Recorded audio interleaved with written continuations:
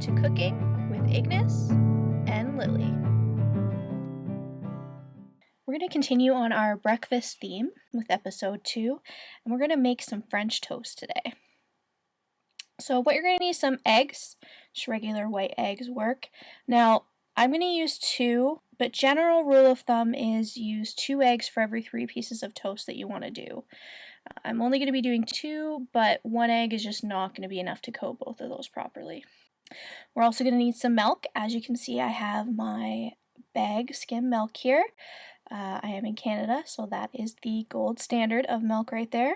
We are going to need a container to mix our stuff in.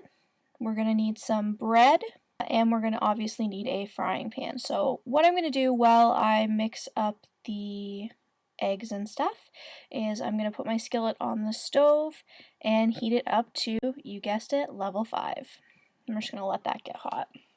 Crack your eggs into your container. As you can see here, we're then going to add some milk, and we are going to give it a good mix. Mix. You want to make sure that the eggs and the milk completely mixed together. You don't want any solid pieces of yolk or anything left.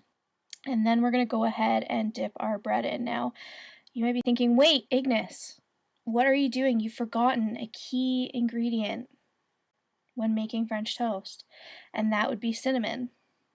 And you're right. At this point, you should be mixing some cinnamon into your egg and milk mixture. But instead, for bread, I'm going to use this absolutely scrumptious, beautiful, the smell, I can't even tell you, cinnamon raisin bread.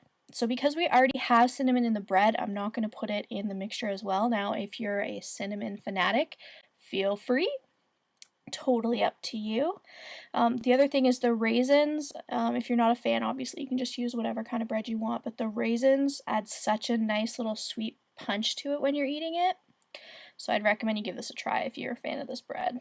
So we're going to go ahead and dip this lovely bread in here. As you can see, I'm placing them in there. And then we are going to go ahead and flip them. Make sure we get both sides nice and saturated. We'll just let that sit there for a minute. Now our skillet or frying pan is nice and hot, so we are going to get some butter in here. Just listen to it sizzle.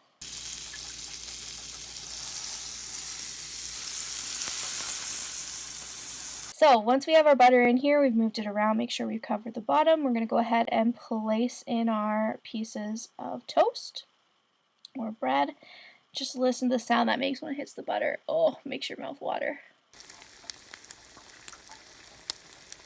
And we're going to go ahead, let those sit there for a minute. Once we have a nice golden finish on one side, we'll go ahead and flip them. Doesn't take very long on a level 5 to cook on both sides. Takes maybe 3 to 5 minutes, so it's pretty quick. We're then going to go ahead and take these out of the skillet because they look like they're done, and we are going to put it on a plate, and we are going to put some lovely syrup on it. Now, maple syrup, corn syrup, really just depends on your personal preference. This is what I'm going to use, just original syrup. And we're going to go ahead and just put that on the bread like so. And there you go. There's some delicious French toast.